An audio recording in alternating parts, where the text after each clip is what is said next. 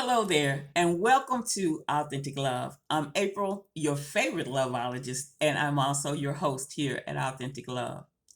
I appreciate you for stopping by my live today, as well as requesting this video concerning where can I find them or where can I find the eligible bachelors and bachelorettes. Well, before we dig deep into this, I want to share some things with you. You should watch your email because you should also receive a list of 50 locations that you can connect with your forever partner. Now, we're going to go over a few things because I want you to be prepared. Because the thing is, just having a list on where they might be is not necessarily going to help you solve this challenge. So, I have notes in case you see me looking down. I want to make sure that I stay on track for you. First of all, do you know what type of person you desire? Have you made a list?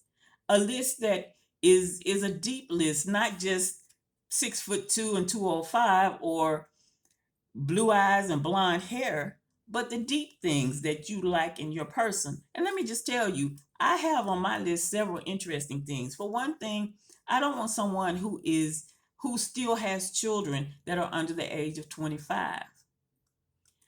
Um, I don't want a smoker. And there, I have several other things on my list, but you want to go deep. You don't want to do just the superficial or visual things that you desire. So that's the first thing. You need to know what it is you desire or who and their characteristics you would like them to have. The second thing is this: if you are a woman, you want to think about what my coach calls Mantastic events. If you're a man, you want to think about what I've labeled Womanistic events. And this is what I mean by these two phrases. You want to go to locations where you know there are going to be a lot of men in attendance. Or you want to go to events that you know there's going to be a nice variety of women for you to choose from. So, this is our second point. Where would my forever partner be according to the types of things that they would like to do? Or shall I say, the things that we would like to do together? My third point here is this: I'm going to break this down into three different types of people. Now, I'm not saying that this certain people are like this or certain people are not like that. I'm just doing a general breakdown to give you some ideas and try to stir your mind when you are looking for your forever partner. The first type of person I'm going to talk about is a business type person. The second type of person, we'll call them the edgy person. And the third person, a little bit of nerdy. Well, if you are more interested in the business type, then you want to think about going to business conferences. You may want to think about going to Top Golf or some golf course or maybe even a tennis club, maybe a horse show, air show, networking events. This is where you're going to find that business minded, entrepreneurial minded type of person. So you need to think about places in your area or places in the areas that you travel to that you can come in contact with the business type person if this is what you desire. The second person we call the edgy person. Now, this person may have some tattoos. They may ride motorcycles. They may like things like skydiving, four wheeling, camping. Now, I'm not saying these other people don't like that, but this is just kind of in the edgy kind of territory. Now, the third person is what I call a little nerdy. Now, I know you've watched The Big Bang Theory and you know what I mean when I say nerdy. But then there's also people like myself, shall I say, my family used to call me a professional nerd because my mind was in business, but I'm also a little bit on the nerdy side. So The little nerdy type person, you're gonna find them like in your libraries, in your coffee shops. Maybe they're a person that likes action figures. Maybe they like to assemble things like the ship in the bottle, or just different places like that. Maybe they like chess and different, what I want to say, different games that you can play online, or going to a place where they have a lot of different games like centipede and skee ball and hockey, table hockey, and all this other kind of stuff. But yeah, that's a little nerdy. So this kind of helps you have a little focus and think of locations that would really serve you better. And when you look at your 50 locations, you're going to find locations that will suit all three types of people. Number 4. Well, you really, really want to think about where your type person would be, but you also want to think about places that they would be that are also places and activities and events that you would like to do.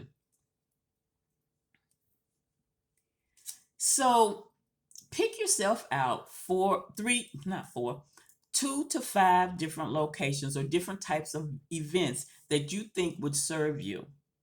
And one of the keys to this is it needs to be somewhere that you can go on a regular basis, like maybe once a week. By being seen in these locations on a regular basis, people will begin to notice you. Also, another thing is you have to remember, if you are wanting to date, then you need to remember that you are in a glass house. So every time you leave the house, you want to make sure that you're dressed appropriately for what you're going to do and that you're ready to meet somebody. Also, some things for you to think about is this. When it comes to interracial dating, oftentimes the guys will just really, really just kind of watch you ladies. They may not even approach you. And this is part of the going to a place regularly. They may not approach you until they've seen you like a month or several months. But the thing is, you need to be aware of who is watching you because you live in a glass house. And so, ladies, sometimes when you are dealing with or you desire interracial relationship, you may have to be the one to do the first approach. I call it drop the hanky. And what you're doing is you're sharing with the gentleman some sign that it's okay for him to come and talk to you. Or you're sharing with him a sign that you're interested or that you think he's cute. And you can do this by simply starting a conversation with him. And then you want to be prepared as a lady. If he asks you for your digits, then you might want to say, may I have yours? Or you can do like some of us here do, and we say, I'm a Southern Belle. I prefer to have your number. So I know a lot of you don't want to just give out your number right off the bat, but as a man, you do want to be prepared to give the ladies your number first. So these are just some things for you to think about when you're out there dating. Let me check my notes here. So I'm going to go back and I'm going to review a few things here. What type of person would you prefer? What characteristics do you want them to have? What are your 5 deal breakers? Where do you think would be a Mantastic or a Womanistic events for you to go and connect with that forever partner? Remember those 3 types of people? You got the business type, the edgy type, and the little nerdy. Which do you prefer? And where do you think that you could connect with these people?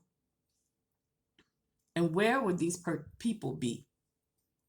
Don't forget to choose yourself 2 to 5 locations or events that you know that you can go and attend at least every week so that you become a frequent face there that people can recognize.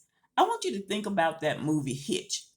Remember in the beginning of Hitch, he went into the club, and when he went into the club, what he did was he went up to the bartender and got his order, but he engaged the bartender in a conversation because he saw a chick sitting in the chair with her with her glasses on, and he wanted to know about her.